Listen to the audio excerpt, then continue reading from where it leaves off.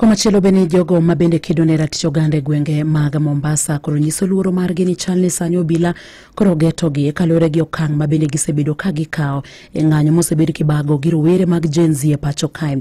Giwacho ni ratiro margi mar bago ng'anyo e pacho kae. Joja oko nigi ler mathoth kauke kaunti ma Mombasa. Tumepata vitisho vingi sana. Hata hivi tunaishi kwa fear. Tunaona kuwa wenzetu wanakuwa abducted.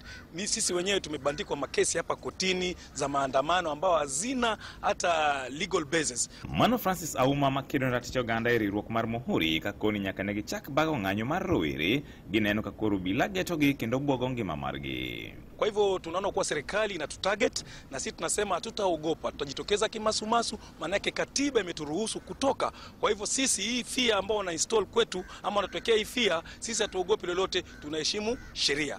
Mombasa hapa tumeona Gen Z wanachukuliwa, abduction still on, tumeona fear, Masubaru boys wanazunguka huku na huku kuleta fear. Vifo bado viko vingi na hii nchi ni wakati hivi sasa sisi kuikomboa. Kana giloso gi jofwamb weche, Auma ne bende oseo piny owacho kuom wacho ni nitiere jogo masiayo ng'anyo makamago, ka bende okwedo rumbi ni chal nitiere jogo machulo rowere bago ng'anyo. Kuna propaganda kubwa sana kuwa hizi maandamano zinapata wafadhili, maandamano zina pesa zimemwaliwa. Hii yote ni urongo. Washike wale watu ambao wanafadhili maandamano. Hii ni kuleta tu propaganda ili watu waogope kujitokeza. Majenzi nani anawafund? Hawa majenzi wanaishi manyumbani kwao, wengine ni ma student, watu wakitaka jioni anaenda nyumbani. Kama ni kufund, ingekuwa sasa basi matajiri sana, ingekuwa kila mtu atembea na gari hapa. Ingekuwa hakuna shida katika hii nchi, watu wangejitokeza. Kwa hivyo mambo ya kusema kwa tunakuwa funded, hii ni porojo na ni propaganda ya hali ya juu.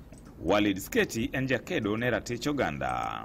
Baada ya semi fulani za wanasiasa fulani wakisema kuwa hawataruhusu maandamano jijini Nairobi, baada ya hapo tuliona msururu wa uhalifu, msururu wa uharibifu wa rasilimali na mali za watu. Kwa hiyo sisi tuna imani ya kwamba serikali inajua ni nani ambaye yuko nyuma ya haya mambo ambayo yanaendelea ya uhalifu na uporaji wa mali za watu, na serikali iwafuate wale, badala ya kufuata wanaharakati ambao tulifanya maandamano ya amani na mwaka uliopita na kabla ya hapo, wafuate wale ambao wanahusika na hatua za kisheria zichukuliwe. Kajuma Joram Mainrawera Mombasa tokoni ng'anyo gibago kaluwore gi midhieche mantiere. Sisi kama vijana wa Mombasa tumejitokeza na tumeamua kuwa tunafaa kuiweka hii nchi yetu iwe katika kiwango tunachostahili. Kwa kuwa propaganda zinatokea na yote si ukweli. Sisi kama vijana tumejitokeza na tunasema Kenya imeharibika na tunafaa kuiweka kwa ile laini ambayo inafaa kuwa.